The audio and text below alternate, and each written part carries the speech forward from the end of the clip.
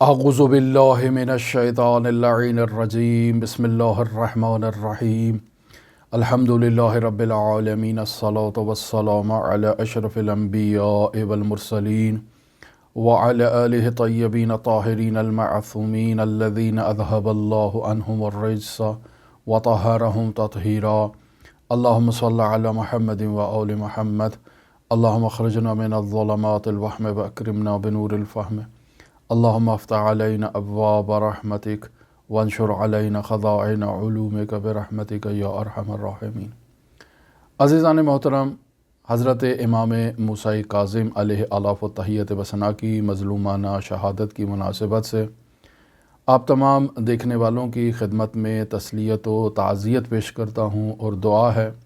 کہ خداوند متعال ہمیں حضرت امام موسیٰ کاظم علیہ السلام کی زیارت نصیب فرمائے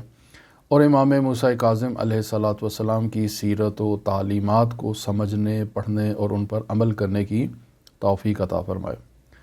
ہماری گزشتہ گفتگو آپ کے ساتھ حضرت امام علی ابن موسیٰ الرضا علیہ الاف و تحیت وثنا کی زیارت کی فضیلت کے موضوع پر موجود جو روایات ہیں ان کو ہم نے موضوعات میں تقسیم کیا، اور 10 موضوع آپ کی خدمت میں بیان کیے کہ امام علی ابن موسیٰ الرضا علیہ السلام کی زائر کو یہ فضیلت حاصل ہے۔ مثلا سب سے پہلا عنوان یہ بیان ہوا کہ امام رضا کے زائر کو یہ فضیلت حاصل ہے کہ اس کے تمام گناہ جو ماضی سے تعلق رکھتے ہیں اور اس کے تمام گناہ جو آئندہ سے تعلق رکھتے ہیں، خداوند متعال ان گناہوں کو معاف کر دے گا۔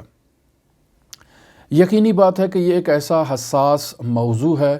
کہ جس کے اوپر اعتراضات ابھرتے ہیں۔ مثلا روایت ہم نے بیان کی امیر المؤمنین علی ابن ابی طالب علیہ الاف و تحیت وثنا سے۔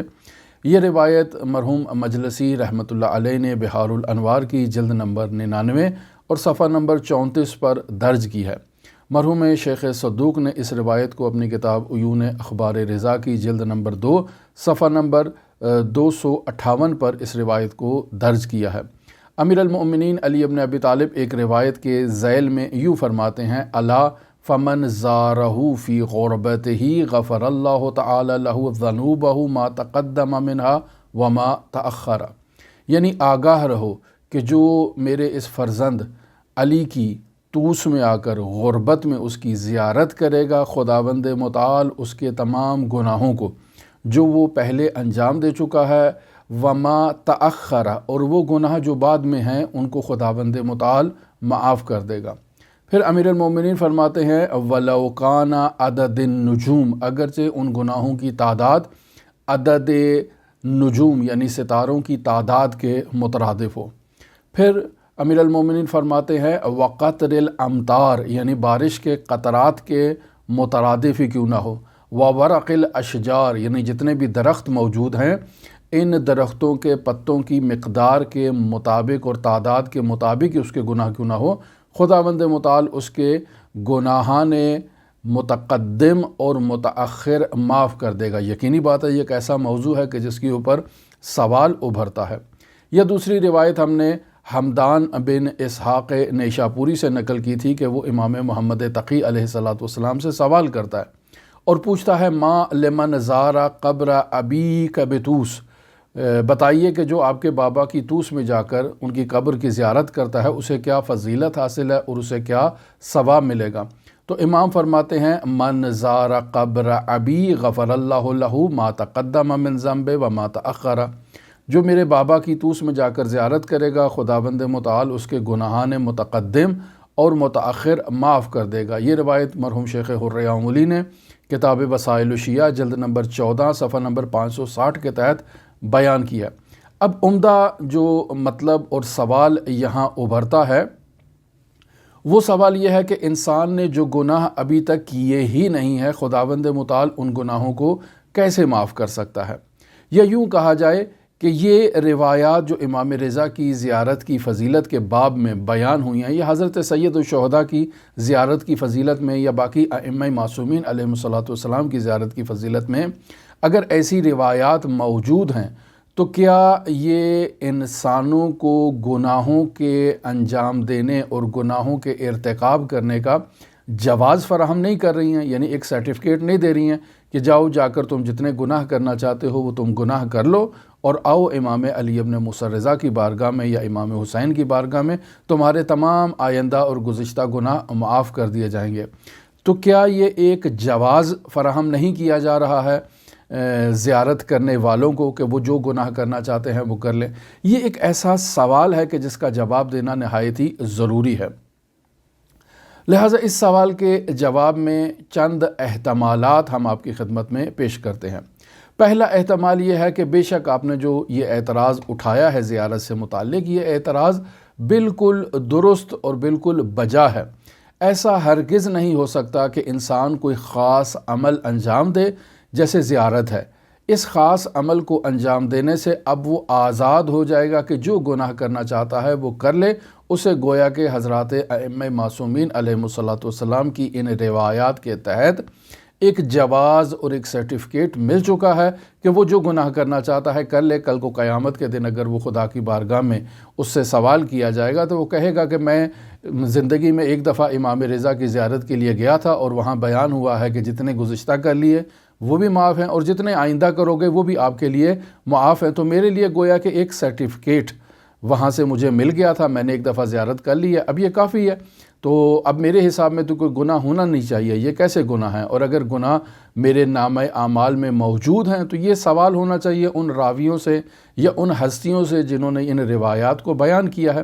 بس گویا کہ ایک شخص کے لیے یہ جواز بن جائے گا کہ وہ جو گناہ کرنا چاہتا ہے وہ کر لے۔ کیا ایسے ہے؟ نہیں، ہرگز عزیزان محترم ایسا نہیں ہے،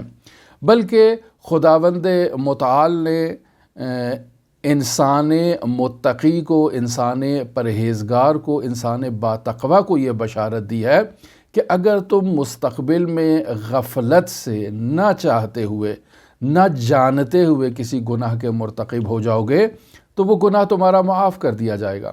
یعنی عمدی گناہ کا ان روایات میں تذکرہ نہیں ہو رہا ہے، چونکہ گناہ عمدی انسان کے فاسق ہونے کی دلیل ہے۔ یعنی انسان اگر جان بوجھ کر کسی گناہ کو انجام دیتا ہے، اسے اس بات کا علم ہے کہ یہ گناہ ہے اور میں اس گناہ کو انجام دے رہا ہوں، تو اس گناہ کو جانتے ہوئے انجام دینا انسان کے فسق کی علامت ہے۔ جبکہ ان روایات میں جو مطالب بیان ہوئے ہیں وہ اس بات کی واضح دلیل ہے کہ امام رضا علیہ الصلاۃ والسلام کی یا حضرت امام حسین کی زیارات کرنے والے لوگ خالص شیعہ مؤمن ہیں، اور بطور خاص حضرت امام رضا علیہ الصلاۃ والسلام کی زیارت پر صرف خاص سچے خلص شیعہ مؤمنین ہی آتے ہیں۔ ہر کسی کو یہ سعادت نصیب نہیں ہوتی ہے کہ وہ امام رضا کی زیارت کے لیے آئے۔ لہٰذا یہاں جو شخص باتقویٰ ہے، پرہیزگار ہے، متقی ہے، وہ زیارت کے لیے آئے گا۔ جب وہ زیارت کے لیے آئے گا تو اس کا مطلب یہ ہے کہ وہ جان بوجھ کر امام کے زیارت کرنے والا شخص جو امام کے حق کے معرفت رکھتا ہے، جو امام کو واجب الاطاعہ امام سمجھتا ہے اور امام کی اطاعت کو واجب جانتا ہے، وہ یقینی بات ہے کہ گناہ کبیرہ کا مرتکب جان بوجھ کر نہیں ہوگا۔ لیکن اگر اس کی زندگی میں کوئی ایسا گناہ ہو جاتا ہے کہ جس کو وہ نہیں جانتا تھا یا گناہ ہونے کو نہیں جانتا تھا، یا جس زمانے میں اس فعل کو انجام دے رہا تھا اس زمانے میں اسے معلوم نہیں تھا کہ یہ عمل گناہ ہے، لہذا ارتکاب کر دیا، تو یہ روایات در واقع اس غیر عمد گناہ کو بیان کر رہی ہیں جو مستقبل میں اس سے سرزد ہوگا اور اس کو اس بات کا علم نہیں ہوگا۔ لہٰذا روایات کہہ رہی ہیں کہ آپ کا وہ مستقبل کا گناہ معاف کر دیا جائے گا۔ ایک احتمال ان روایات میں یہ بیان کیا جاتا ہے۔ دوسرا یہ احتمال بیان کیا جاتا ہے کہ یہ روایات در حقیقت ایسے با ایمان، با تقویٰ اور پرہیزگار انسان کے بارے میں ہے جو تقویٰ اور پرہیزگاری کے ایک بہت ہی بلند مرتبے اور رتبے پر فائز ہے۔ لہٰذا ایسا شخص جو امام معصوم کی زیارت کے لیے آ رہا ہے تو در حقیقت وہ امام کے حضور تجدید عہد کر رہا ہے کہ مولا میں آپ کی بارگاہ میں حاضر ہوا ہوں، آپ کے حضور یہ اعتراف کرتا ہوں کہ میری زندگی میں گزشتہ بہت سی ایسی خامیاں، کوتاہیاں اور گناہ موجود ہیں کہ جن پر مجھے آپ کی شفاعت کی ضرورت ہے۔ آپ میری شفاعت فرمائیں، میں آپ کے حضور ابھی عہد کرتا ہوں کہ دوبارہ اپنی زندگی میں کسی گناہ کا ارتکاب نہیں کروں گا۔ لہٰذا جب وہ تجدید عہد کرتا ہے امام کی بارگاہ میں کہ وہ گناہ نہیں کرے گا، تو اس کا آئندہ سیکیور ہو جاتا ہے، گویا کہ آئندہ وہ گناہ ہی نہیں کرے گا۔ لہٰذا یہ روایات اس مطلب کی طرف دلالت کرتی ہیں کہ وہ امام کے حضور آ کر تجدید عہد کر رہا ہے، اور تجدید عہد اور تجدید میثاق کا مطلب یہ ہے کہ وہ دوبارہ گناہ نہیں کرے گا۔ لہٰذا ما تأخر سے مراد یہ ہے کہ آئندہ امام کے حضور تجدید میثاق کے باعث وہ گناہ ہی نہیں کرے گا۔ تیسرا احتمال جو یہاں بیان کیا جا سکتا ہے وہ یہ ہے کہ امام علیہ السلام نے ان روایات میں جو گناہان کی بخشش کا ذکر کیا ہے یہ بغیر کسی قید و شرط کے نہیں ہے،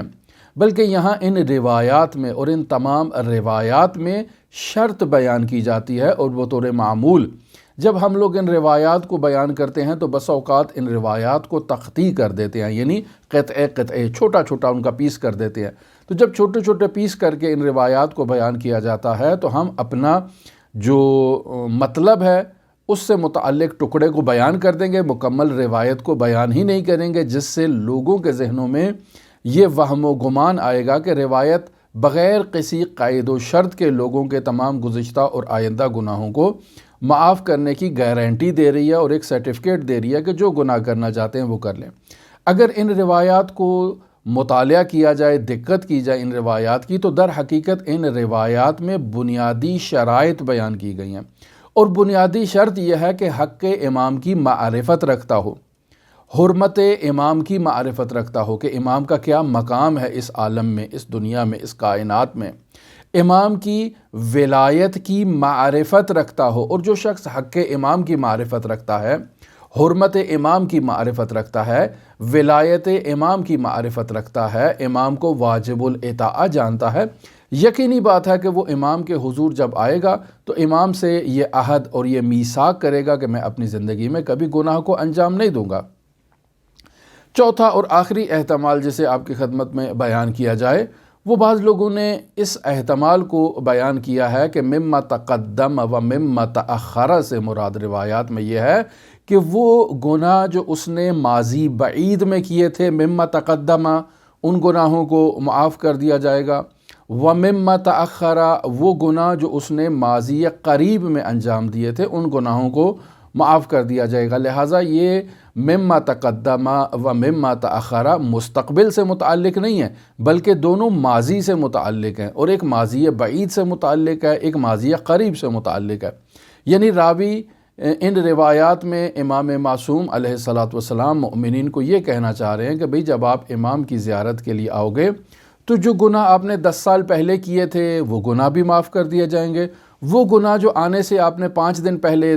4 دن پہلے انجام دیے تھے وہ گناہ بھی آپ کے معاف کر دیے جائیں گے۔ لیکن یہاں بھی قید و شرائط پائی جاتی ہیں کہ وہ گناہ حقوق العباد سے متعلق نہ ہوں، حقوق اللہ سے متعلق ہیں، تو انسان کو چاہیے کہ حقوق اللہ کو ادا کرے، امام معصوم اس کی شفاعت کریں گے۔ حقوق العباد سے متعلق ہے تو یقینی بات ہے انسان بندوں کے حق کو ادا کرے، تو امام معصوم علیہ السلام اس کے اس حق تلفی جو اس نے کی ہے اس گناہ کو اس کی بخشش کی ضمانت کریں گے اور اس کی شفاعت فرمائیں گے۔ آگے جو ایک اہم موضوع ہمارے گزشتہ درس سے متعلق ہے وہ ہے کہ امام رضا کی زیارت کے ثواب میں ہزار حج کا ثواب بیان کیا گیا ہے۔ یہ بھی وہ ایک ایسا موضوع ہے کہ جو بعض لوگوں کے لیے قابل تحمل یا قابل برداشت نہیں ہوگا، لہٰذا لوگ اس پر سوال کریں گے کیسے ممکن ہے کہ شخص جائے امام علی ابن موسیٰ الرضا علیہ الاف و تحیت و ثنا کی زیارت کر لے اور اس زیارت کے نتیجے میں اسے ہزار حج اور ہزار عمرے کا ثواب مل جائے، یہ کیسے ہو سکتا ہے؟ لہٰذا یہاں لوگ سوال کریں گے۔ میں روایت آپ کی خدمت میں نقل کرتا ہوں، گزشتہ درس میں ہم نے اس روایت کو بیان کیا۔ ابی نصر بزنتی کہتا ہے کہ قرأت فی کتاب ابی الحسن الرضا علیہ السلام، میرے پاس امام علی ابن موسیٰ الرضا علیہ الاف و تحیت و ثنا کا ایک خط موجود تھا۔ اس خط کو میں نے پڑھا اور وہاں امام رضا فرماتے ہیں ابلغ شیعتی، میرے شیعوں کو میرا یہ پیغام پہنچا دو۔ کیا پیغام پہنچانا ہے مولا؟ ان زیارتی تعدل عند اللہ الف حجۃ، میری زیارت اللہ کے نزدیک 1000 حج کے مترادف ہے۔ اب یہ ابھی نصر بزنتی کہتا ہے کہ میں نے امام محمد تقی علیہ الصلاۃ والسلام سے اسی خط کے مضمون کے بارے میں سوال کیا کہ الف حجۃ یعنی اسے 1000 حج کا ثواب مل جائے گا مولا؟ تو قال اے واللہ، تو امام محمد تقی فرماتے ہیں جی اللہ کی قسم اسے 1000 حج کا ثواب ملے گا، اور نہ صرف 1000 حج کا ثواب بلکہ امام محمد تقی اضافہ فرماتے ہیں وَأَلْفَ أَلْفَ حَجَّةٍ لَمَنْ زَارَهُ عَارِفًا بِحَقِّهِ، اسے 1000 حج کا ثواب ملے گا۔ یہاں امام محمد تقی نے اس قید کو بیان کیا ہے، اور وہ قید کیا ہے؟ عارفاً بحق ہی، کہ ان کے حق کی معرفت رکھتا ہو، اور پھر اس حق کے عرفان کے ساتھ وہ جا کر امام رضا کی زیارت کرے تو اسے الف حجتن کا ثواب ملے گا، یعنی 1000 حج کا اسے ثواب ملے گا۔ اس روایت کو مرحوم شیخ صدوق رحمۃ اللہ علیہ نے کتاب عیون اخبار رضا جلد نمبر 2 صفحہ نمبر 557 پر درج کیا ہے، اور اسی روایت کو مرحوم ابن قولوی نے کامل الزیارات باب نمبر 101 ہے اور صفحہ نمبر 306 پر اسی روایت کو درج کیا ہے۔ پس روایت اہم ہے، اور یقینی بات ہے یہاں سوال ابھرتا ہے کہ امام رضا علیہ الصلاۃ والسلام کی زیارت 1000 حج کا ثواب کیسے ایک زائر کو فراہم کر دیتی ہے؟ تو عزیزان محترم، خود زیارت کے ذیل میں یہ جملہ موجود ہے عارفاً بحقہ، یعنی امام کے حق کی معرفت رکھتا ہو، یعنی یہ زیارت در حقیقت وہ ظاہر انجام دے گا جو خاص شیعہ ہے، یعنی 12 امامی ہے، یعنی 12 اماموں کی امامت کا معتقد ہے۔ چونکہ امام علی ابن موسیٰ رضا علیہ الاف و تحیت وثنا کی امامت سے پہلے اختلافات موجود ہیں، یعنی وہاں آپ کو زیدی بھی ملیں گے، وہاں آپ کو توقف کرنے والے لوگ بھی ملیں گے، وہاں آپ کو اسماعیلی بھی ملیں گے، واقفی بھی ملیں گے، اور مختلف مذاہب کے لوگ ملیں گے، لیکن امام رضا علیہ الصلاۃ والسلام کی امامت کا جو شخص معترف ہے وہ یقینی بات ہے کہ حضرت حجت تک تمام ائمہ معصومین علیہ الصلاۃ والسلام کی امامت کا معترف ہے۔ لہٰذا یہ خاص شیعہ ہے، اور یہ خاص شیعہ جب امام کے حق کی معرفت کے ساتھ آ کر امام رضا علیہ الصلاۃ والسلام کی زیارت کرے گا تو اسے الف حجتن کا ثواب ملے گا۔ اب کیوں ایسا ہے؟ تو یہاں فرماتے ہیں کہ اس تعجب کے اوپر تعجب ہونا چاہیے۔ یہ جو انسان تعجب کر رہا ہے کہ کیسے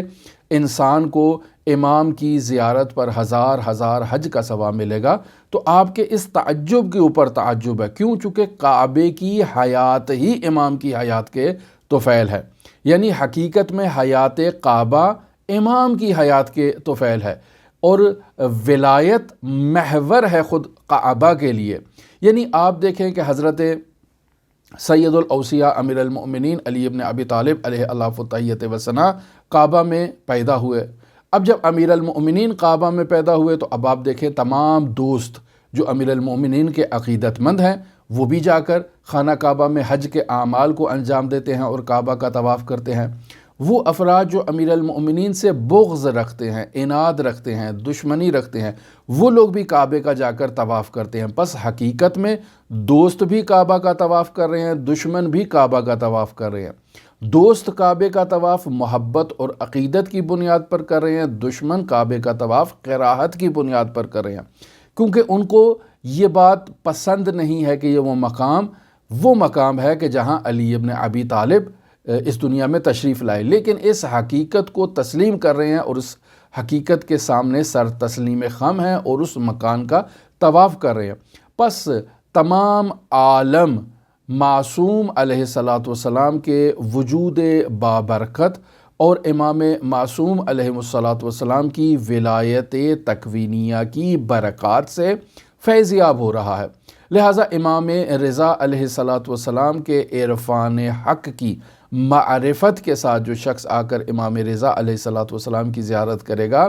ایسے شخص کو 1000 حج کا ثواب ملے گا، اور اس پہ انسان کو تعجب نہیں کرنا چاہیے۔ کیوں؟ چونکہ امام وہ ہستی ہیں جو محور کائنات ہیں۔ یہ کعبہ ایک مقام ہے، ایک بلڈنگ ہے، ایک ایسی جگہ ہے جو جسم و جسمانیت رکھتی ہے، جبکہ اسی کعبہ کی روح اور کعبہ کی حقیقت جو ہے وہ امام معصوم ہے۔ پس اگر ظاہری جسم یعنی کعبہ کا طواف کرنے پر خداوند متعال ایک انسان کو اجر و پاداش عطا کرے گا، تو وہی اجر و ثواب جو اس بلڈنگ کے طواف کرنے پر انسان کو مل رہا ہے، اسی بلڈنگ کی حقیقت، روح اور جان، جو ولایت ہے، جو حقیقت ہے، جو رسول خدا صلی اللہ علیہ وآلہ وسلم اور ان کے جانشین ہیں، ان کی قبور کے طواف پر بھی وہی ثواب مرتب ہوگا جو ثواب کعبہ کا طواف کرنے والے کو مل رہا ہے۔ لہٰذا یہاں مرحوم آیت اللہ تہرانی ایک سچا واقعہ اور سچا خواب بیان کر رہے ہیں، اور یہ خواب ان کی ہمشیرہ سے متعلق ہے۔ آیت اللہ تہرانی در واقع فرماتے ہیں کہ میں نجف اشرف عراق جانے سے پہلے 3 مرتبہ مشہد الرضا میں امام علی ابن موسیٰ الرضا علیہ آلاف و تحیت و ثنا کی زیارت کے لیے مشرف ہوا۔ مجھے یہ اعزاز ہوا کہ میں 3 دفعہ امام رضا کی زیارت کے لیے مشہد آؤں۔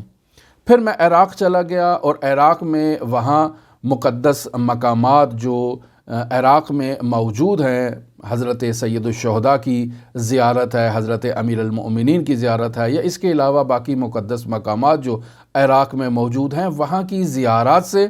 مشرف ہوتا تھا، وہاں زیارات کرتا تھا۔ اور یقینی بات ہے کہ امیر المومنین کی زیارت کی فضیلت سے متعلق روایات ان کا بھی میں نے مطالعہ کر رکھا تھا،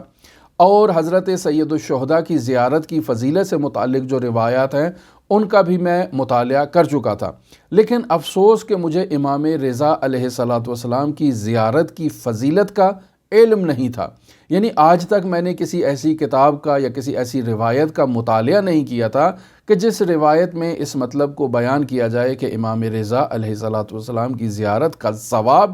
حج اور عمرے کا ثواب رکھتا ہے۔ لہٰذا اعتراف کر رہے ہیں در حقیقت میں آیت اللہ تہرانی اپنی نا علمی کا، اپنی کم علمی کا، یا جسے آپ کہیں اپنی جہالت کا اعتراف کر رہے ہیں۔ اور یہ کوئی عیب نہیں ہے، انسان اگر کسی چیز کو نہیں جانتا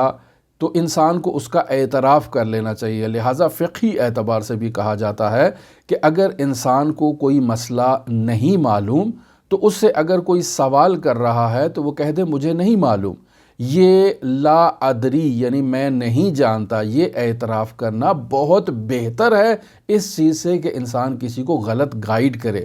یہ مس گائیڈ کرنا، غلط گائیڈ کرنا، غلط معلومات کسی کو منتقل کرنا، یہ ایک ایسا گناہ ہے کہ جو قابل بخشش نہیں ہے، کیوں؟ چونکہ وہ انسان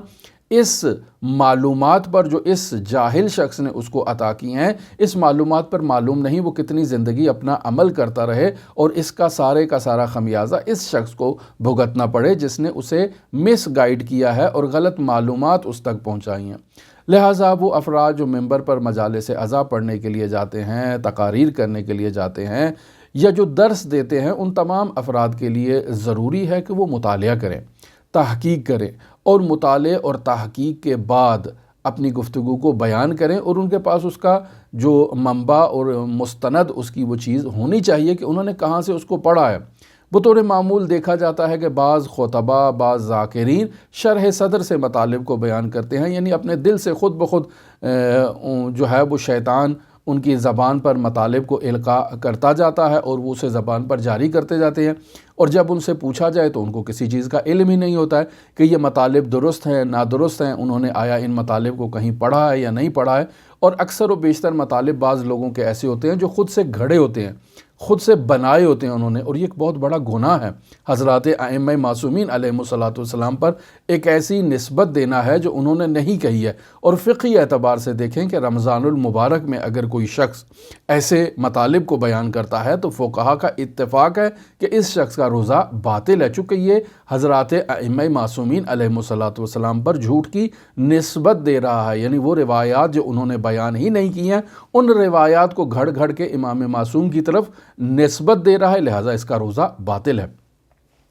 تو آیت اللہ تہرانی در واقع اپنی جہالت کا اعتراف کر رہے ہیں کہ مجھے اس بات کا علم نہیں تھا کہ امام رضا علیہ الصلوۃ والسلام کی زیارت کی کیا فضیلت ہے، اور اس زیارت کے ثواب میں حج اور عمرے کا ثواب بھی موجود ہے، یہ اس سے پہلے مجھے علم نہیں تھا۔ اب یہاں بعض لوگ سوال کر سکتے ہیں کہ اتنا بڑا آیت اللہ، اتنا بڑا شخص کہ جو عراق سے مجتہد بن کر واپس آیا، اسے امام رضا کی زیارت کی فضیلت کا علم ہی نہیں ہے۔ تو عزیزان، اس میں کوئی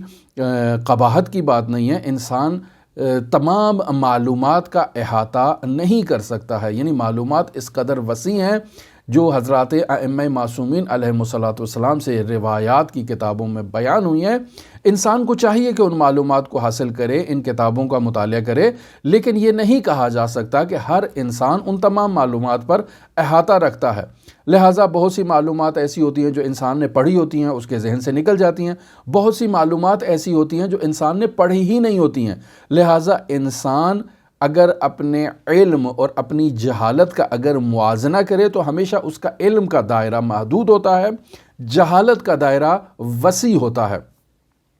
یہاں ایک واقعہ نقل کرتا چلوں کہ ایک استاد ہیں حوزہ علمیہ مشہد مقدس کے، کافی بزرگ استاد ہیں، انہوں نے 20-22 سال تک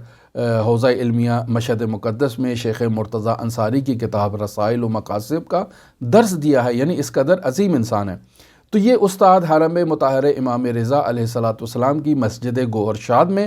وہاں کھڑے ہوئے تھے، کسی کام سے مصروف تھے وہاں پر، کہ ایک خاتون نے آ کر ان سے ایک مسئلے کے بارے میں سوال کیا۔ انہیں اس مسئلے کا جواب نہیں آتا تھا، انہوں نے کہا کہ مجھے اس مسئلے کا جواب نہیں آتا ہے۔ تو وہ خاتون آگے سے اعتراض کرتے ہوئے کہتی ہے کہ تم نے اتنا بڑا عمامہ پہن رکھا ہے اور تمہیں اس بات کا علم ہی نہیں ہے۔ تو اب یہ اس خاتون کو جواب دیتے ہیں کہ یہ عمامہ جو میں نے پہن رکھا ہے یہ میری معلومات کے مطابق ہے، اگر میری جہالت کو مد نظر رکھا جائے تو اس دنیا کا قرۂ ارض جو ہے اس سے بڑا عمامہ بھی اگر آپ میرے سر پر پہنا دیں تو بھی وہ عمامہ چھوٹا ہوگا، چونکہ میری جہالت کا دائرہ بہت وسیع ہے۔ یہ عمامہ جو میں نے چھوٹا سا پہن رکھا ہے یہ میری معلومات کے مطابق ہے، اور بیان کر رہا ہے کہ میری معلومات محدود ہیں، جہالت کے معیار کے مطابق اور میزان کے مطابق اگر میں عمامہ پہنتا تو یہ قرۂ ارض بھی اس سے بہت ہی چھوٹا ہوتا۔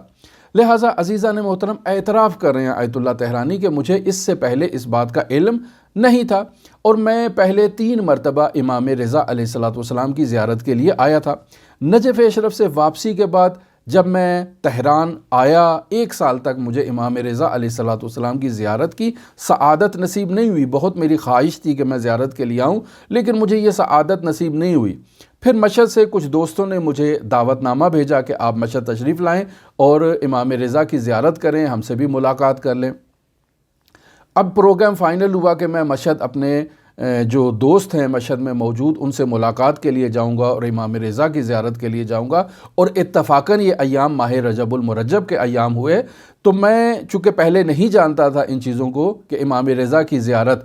کی کیا فضیلت ہے اور ماہ رجب میں امام رضا کی زیارت کی کیا فضیلت ہے، میں جانے سے پہلے میری عادت تھی کہ میں اپنے قریبی رشتہ داروں سے خدا حافظی کیا کرتا تھا۔ لہٰذا میں اپنے جو عزیز و اقارب ہیں، اپنے بھائی ہیں، بہنیں ہیں، ان سے خدا حافظی کرنے کے لیے ان کے گھروں میں گیا۔ جب میں اپنی چھوٹی ہمشیرہ کے گھر ان سے خدا حافظی کے لیے گیا تو میری ہمشیرہ کہتی ہیں کہ میں نے کل رات کو عالم رؤیا میں اور عالم خواب میں یہ دیکھا ہے کہ آپ نے لباس احرام پہنا ہوا ہے اور آپ خانہ کعبہ کا طواف کر رہے ہیں، بیت اللہ کا جو ہے وہ طواف کر رہے ہیں۔ یہ میں نے کل رات کو عالم رؤیا میں دیکھا، اور الحمدللہ الحمدللہ الحمدللہ کہ آج آپ آئے ہیں اور خبر لے کر آئے ہیں کہ آپ امام رضا کی زیارت کے لیے مشرف ہو رہے ہیں۔ میں نے تعجب سے سوال کیا کہ بھائی وہ آپ نے خواب دیکھا تھا بیت اللہ کے طواف سے متعلق، اور میں تو جا رہا ہوں امام رضا کی زیارت سے متعلق، مشہد جا رہا ہوں۔ تو میری ہمشیرہ یہ کہتی ہیں کہ امام رضا کی زیارت بھی تو حج و عمرے کا ثواب رکھتی ہے۔ اب یہاں یہ معلومات ہمشیرہ سے مجھے منتقل ہو رہی ہیں۔ یقینی بات ہے کہ ہماری مجالس عزا، ہماری جو دروس کی محافل ہیں وہ اس قدر غنی ہیں کہ ان میں بہت سے مطالب ایسے بیان ہو جاتے ہیں کہ بسا اوقات انسان کتابوں کے مطالعے سے بھی ان باتوں تک نہیں پہنچ سکتا۔ یقینی بات ہے اس مؤمنہ خاتون نے کسی مجلس عزا میں یا کسی پروگرام میں یا کسی درس میں اس بات کو سنا ہوگا کہ امام رضا علیہ الصلوۃ والسلام کی زیارت بھی حج و عمرے کا ثواب رکھتی ہے۔ اس نے رات کو عالم رؤیا میں دیکھا کہ میرا بھائی خانہ کعبہ کا طواف کر رہا ہے۔ اگلے ہی روز بھائی آ گیا کہ میں مشہد رضا زیارت کے لیے جا رہا ہوں۔ تو بہن نے کہا کہ میری خواب کی تعبیر یہی تھی کہ آپ حج کا جو خانہ کعبہ کا جو طواف کر رہے ہیں، تو یعنی آپ مشہد مقدس زیارت کے لیے جا رہے ہیں، تو آپ کو وہی ثواب مل رہا ہے کہ جو حج و عمرے کا ثواب ہے۔ تو اس سے آیت اللہ طہرانی کو اس بات کا علم ہوا کہ امام رضا علیہ السلام کی زیارت حج اور عمرے کا ثواب رکھتی ہے۔ لہٰذا اس کے بعد آیت اللہ طہرانی نے روایات کا جائزہ لیا، اچھی طرح سے امام رضا علیہ السلام کی زیارت سے متعلق جو فضیلت کو تحقیق کیا اور اسے اس کتاب روح مجرد میں ہمارے لیے بیان کیا۔ ہماری دعا ہے کہ خداوند متعال ہمیں ان علماء کی تحریر شدہ تالیفات کو پڑھنے کی توفیق عطا فرمائے۔ ہماری دعا ہے کہ خداوند متعال ہمیں حضرات ائمہ معصومین علیہم الصلاۃ سے نقل شدہ نورانی معارف کو سمجھنے، پڑھنے اور ان کو آگے ترویج کرنے کی توفیق عطا فرمائے۔ اگر حضرات ائمہ معصومین علیہم الصلاۃ کی تعلیمات میں کہیں ہمیں کوئی ابہام، کوئی سوال پیدا ہوتا ہے، تو خداوند متعال خود اس سوال کو اور ابہام کو برطرف کرنے کی توفیق عطا فرمائے۔ آپ تمام عزیزوں کے لیے امام علی ابن موسیٰ الرضا علیہ الاف التحیۃ و ثنا کی نورانی بارگاہ میں نائب الزیارہ بھی ہیں اور دعا گو بھی ہیں۔ اللہم صلی علی محمد و آل محمد وعجل فرج قائم آل محمد۔